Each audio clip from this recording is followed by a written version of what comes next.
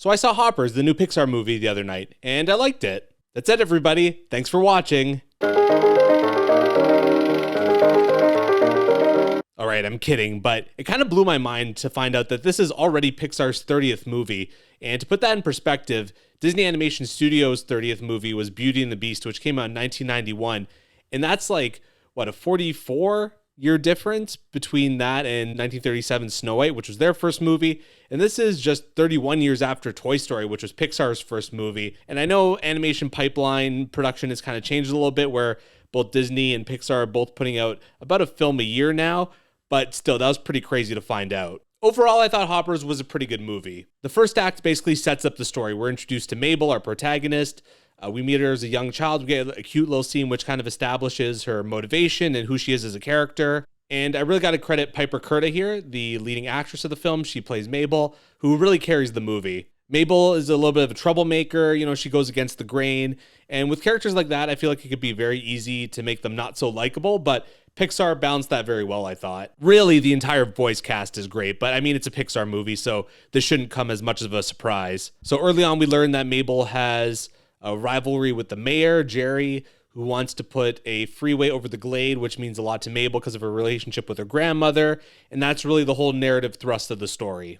Mabel discovers that one of her university professors has been developing the technology to put a human brain, like their consciousness, into like these robotic animals so they can communicate and like work with animals, and they call this hopping, and that's where the title Hoppers comes from. Mabel kind of quickly realizes that her hopping into one of these robotic animal bodies could be her key to saving the Glade, so she does that. She escapes the lab, escaping the scientists in there, and then she goes into the Glade, and I mean, that's where our story really takes off. Can Mabel get all the animals together in time to save the Glade? My problem with the movie is that about the first half, first 2/3 maybe of the movie kind of just lacked that oomph, you know, that kind of like ticking clock element, you know, something to kind of like have us, you know, on the edge of our seats the entire time. A lot of the first half of the movie is basically just setup, which can be okay. I mean, a lot of it does pay off later, but it's a little bit frustrating because the only real thing of consequence quickly gets undone in the movie. But it's about at that halfway mark, 2/3 mark of the movie where things quickly unravel and really the concept of the movie kind of gets flipped on its head, and that's where things really got interesting in my opinion. The animal character designs were all very cute. I also like the design choice of when you're in the animal world, all the animals have like these big kind of expressive eyes, but when you're seeing the animals from the human perspective, they have these little beady eyes. So I thought that was another, you know, clever home run by Pixar. Although all the secondary characters in the movie were a little bit underwhelming. Like I kept expecting like kind of big funny things to happen with some of the secondary characters. And I mean, there were a few laughs, but it wasn't, you know, that classic, you know, Disney Pixar sidekick character. Like we didn't really get that here. There were some fun ones, but I mean, none of them they're going to be super memorable for generations to come, in my opinion. Overall, if you like Pixar movies, I'd say go watch it. If you're a little tentative about it, I'd say wait for streaming. But now, time for spoilers. So the opening scene with Mabel is her smuggling all these animals out of her classrooms of the school. She gets caught, causes the fire alarm to go off, causes a whole mess. She gets suspended for the day. Mabel's dropped off by her mother to her grandmother's. The grandmother's house is right on the Glade, which becomes very important in the film later on. She kind of teaches her to like control her temper a little bit, which doesn't really pay off. I don't know, the relationship with the grandmother I thought was a little bit strange because we cut to like 10, 15 years later when Mabel's a university student and like the grandmother's dead. I get what they're trying to go for, like trying to make her, I guess, the heart of the movie, but she's not around for much and her presence is just kind of like just there. It doesn't really do much. I wonder if maybe at one point she was alive, but then they need her out for the freeway project to go over the Glade. So I don't know if they thought it was too depressing to like her have her watching from like an old folks home or something. I don't know. Let me know what you think about this in the comments. I thought it was strange. It's through this freeway plot that we're introduced to Mabel's rivalry with Mayor Jerry. We get a little bit of a montage of them kind of going back and forth, her kind of interrupting speeches and little events of his. Jerry's kind of an absent character for most of the movie. You just really get him at the beginning and the end. Another kind of weird choice that kind of makes the movie feel a little bit disjointed. So when Mabel discovers the Hoppers project from her university professor, Dr. Sam, we're introduced to the plot that there's an earpiece that's in the hopper, like in the robotic animal, that kind of translates the animal voice to human voice and vice versa. And when Mabel eventually she does steal the robotic beaver, runs away with it. We find out it's also a tracking device as well. And of course, she quickly turns it off so she can do her own thing in the forest. So Mabel goes into the animal world. She tries to stop a bear from eating a beaver. They're like, what are you doing? She doesn't understand. So they go to take her to King George, who we find out is the king of all the mammals, he introduces the concept of pond rules. So he's just saying like everyone needs to do what they can to survive because they were kicked out of the glade because they're doing the construction there for the freeway. And one of the rules is if you got to eat, you got to eat. So, the bears have to prey on someone, right? Even if it's a member of the community. And King George, who's voiced by Bobby Moynihan, is just like the best character ever. He's just like the sweetest, nicest guy. And he's just willing to do whatever he can to help the members of his kingdom survive. So George is trying to do all he can for the members of his kingdom, but we quickly learn that their habitat is severely overcrowded. There's a cute little scene of him trying to squish these mice in a hole, but he's trying to squish them in there, and like they're squeaking, like their eyes are like popping up as he's trying to squish them in there. Very cute, but a good way to establish that something needs to be done. We learn that in the glade, there's a sound, like a high-pitched frequency, that the animals don't like, that's kind of keeping them from there. Mabel goes there and she discovers that there's this aluminum tree and has these speakers on top that's broadcasting the signal. She knocks it down and the animals get building a new dam there again. And the dam montage is to the song Everybody's Working for the Weekend by Loverboy, which, I mean, come on. How can you not love that? Now, things almost got weird for a second. So there's a scene earlier where Mabel's about to ask a question to George. He's like, oh, no, you're too young for me, like kind of brushing it off. But then at one point later, he gets on his knees and you're like, oh my God, is he going to like propose to her? But then he just makes her paw to the king, like hand to the king, her advisor, which is very cute. He puts the paw print on her chest. A very cute scene, although it almost got very weird with like a human beaver relationship. But I was talking earlier about how something early of consequence quickly gets undone, and that's the dam.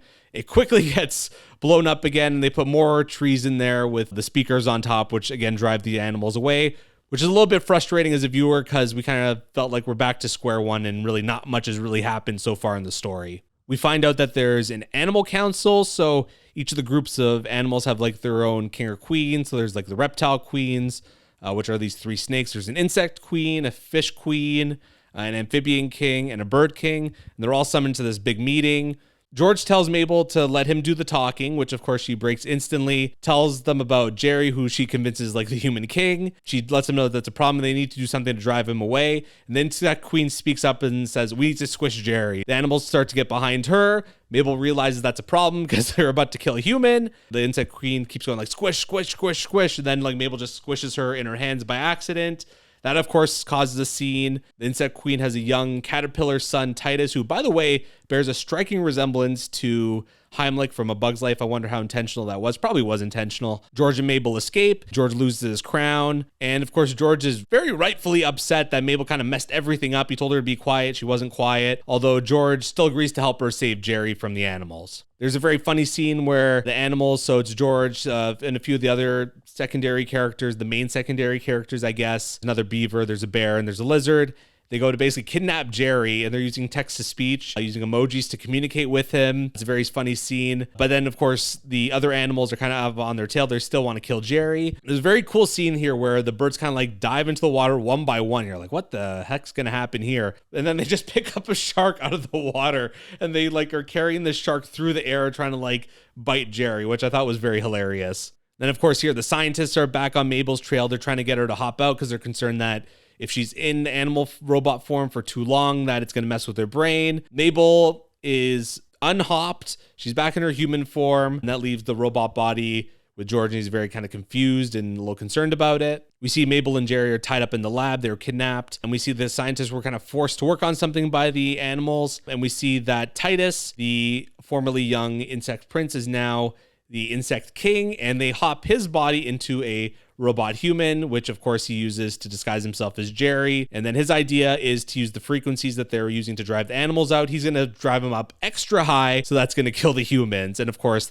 they have to stop that. I really like the idea of the animals hopping into human robots. I really didn't see that coming, although maybe it should have been kind of an obvious way to take the story for the third act. I mean, I thought that was classic Pixar in a way. Jerry briefly hops into the beaver so he can free both of them. And then, of course, Jerry and Mabel start to put aside their differences here to just work together to save the town. Then, of course, we get to the rally where Titus, as Robot Jerry, is ready to turn up the volume on the frequency on his phone using the facial recognition software because, you know, of course, he's got a prosthetic face or whatever. They fight for the phone. There's a forest fire that inadvertently starts. Then the animals have to team up to break the dam from the habitat that we first found the beavers and all the animals in. They're going to use that to rush all the water into the city. And It all ends happily ever after. We learn after that the Hoppers program has been discontinued because it's dangerous, obviously, but Dr. Sam hires Mabel as a new assistant. Then we get a cute scene at the end where we find out George is still friends with Mabel, and they use the text-to-speech that they're using to communicate with Jerry before. They use that to communicate with each other, and you end the movie on that. Very cute. Overall, I'd give the movie about a 7. It's a good story with some pretty good characters and some good moments, but it just kind of lacked that extra little narrative drive to kind of keep you on the edge of your seat, kind of like, Toy Story or Monsters, Inc. or something like that. I haven't seen all the Pixar movies. I've seen about 20 of the 30 of them, and I'd kind of put this in like the lower to mid tier, which I mean, for a Pixar movie is still not that bad. And I have not seen The Good Dinosaur, so I mean, take that for what you will. Anyways, thank you so much for watching. I really appreciate it. Please like, please comment, please subscribe. I'm in the process of kind of rebranding this channel. You're going to see a lot more content like this, a lot more reviews and commentary just like this, and even some documentary style stuff in the future. Thanks for watching.